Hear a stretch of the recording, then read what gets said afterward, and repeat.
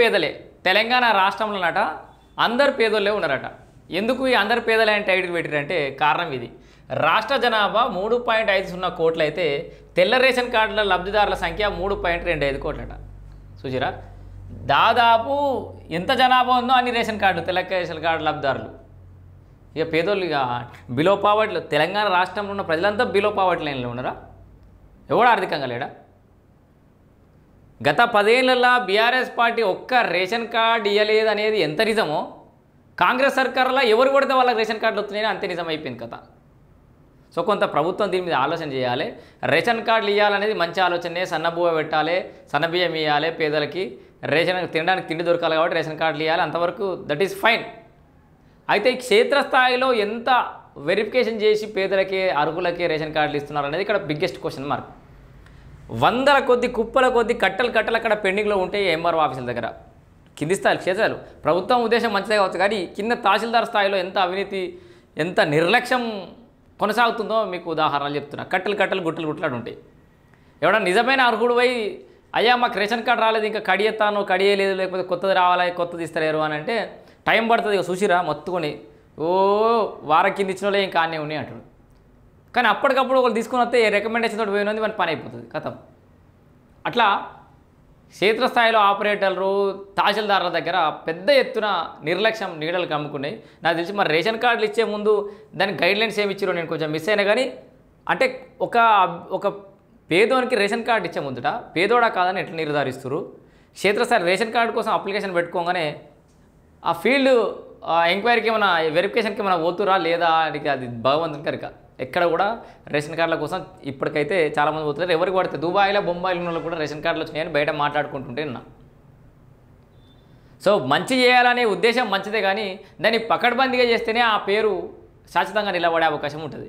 ఇక్కడ చూడురి, రాష్ట్ర జనాభా మొత్తం 3.50 కోట్లు అయితే తెల్ల రేషన్ కార్డుల లబ్ధిదారులే 3.25 కోట్లట. అయిపోయా అందరు రేషన్ కార్డులు తీసుకుంటా వేరు. రాష్ట్రంలో మొత్తం 1,22,324 కార్డులు ఉన్నాయట.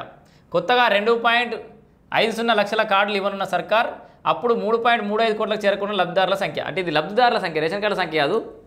ఇప్పుడు ఇండివిజువల్ ఒక కార్డులో 4 ఉంటే 4 లబ్ధిదారులు ఏమన్నట్టు రేషన్ బియ్యం తీసుకుంటారు. ఇక్కడ అంటే దారిద్ర్య రేఖకు దిగువ పైన ఉండేది ఒక 15 లక్షల మంది అనట. 10 లక్షల మంది ఉద్యోగుల కుటుంబాలు ఏమయ్యాయి? దారిద్ర్య రేఖకు పైన ఉండేటి మంచిగా డబ్బున్న దాంట్లో మా ఒక ఉద్యోగులే 10 లక్షల మంది ఉంటారు.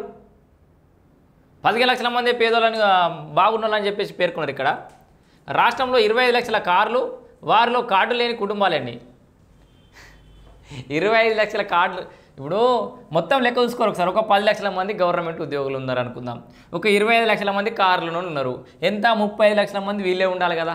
దారిద్ర్య రేఖకు ఎగువన 35 లక్షల మంది వీళ్ళే ఉండాలి. ఇంకా అవి కాకుండా ప్రైవేట్ ఉద్యోగాలు, వైద్యులు, వృత్తి నిపుణులు అందరూ ఏమయ్యారు?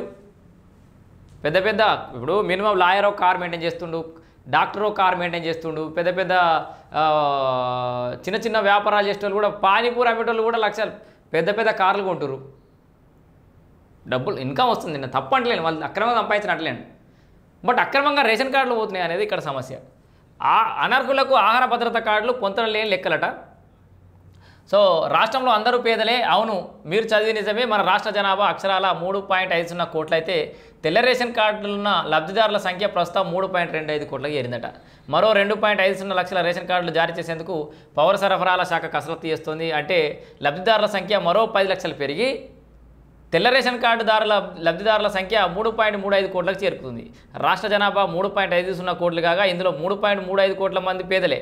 కేవలం 15 లక్షల మందే దారిద్ర్య రేఖకు ఎగువన ఉంటారన్నమాట. రాష్ట్రంలో ఉన్న తెల్ల రేషన్ కార్డులు జనాభా లెక్కలను పోల్చి చూస్తే విస్తుగొలిపే విషయాలు బయటకు వచ్చినాయి.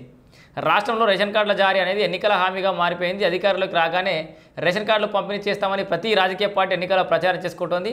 ప్రతి ప్రభుత్వం ఎన్నో కొన్ని రేషన్ కార్డులు జారీ చేస్తోంది.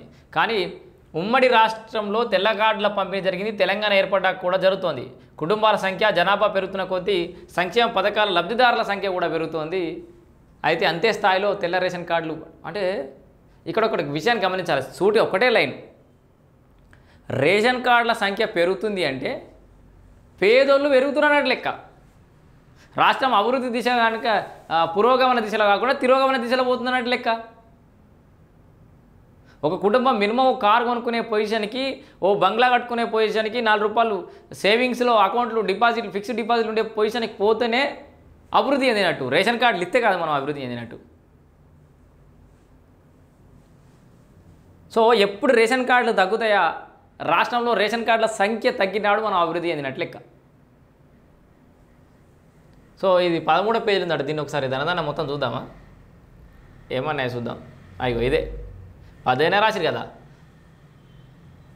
సో గత బీఆర్ఎస్ ప్రభుత్వం దిగిపోయే నాటికి రాష్ట్రంలో 89,90,282 తెల్ల రేషన్ కార్డులు ఉన్నాయి. వాటిపై 2,81,47,47 2,81,47,565 మంది లబ్ధిదారులు ఉన్నారు.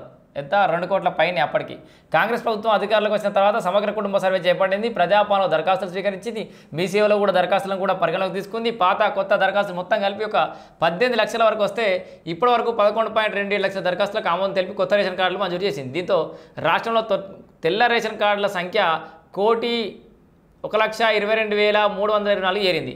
లబ్ధిదారుల సంఖ్య 3,25,02,345 చేరింది. మరో 2.5 లక్షల రేషన్ కార్డులు జారీ చేస్తామని పౌర సరఫరాల శాఖ అధికారులు అయితే చెప్తారు. ఇది పాత నిబంధనలకు పాతరేసి కార్డుల జాతర. పాత ఏవైతే నిబంధనలు ఉండే వాటిని పాతరేసి కార్డుల జాతర ఇస్తారట.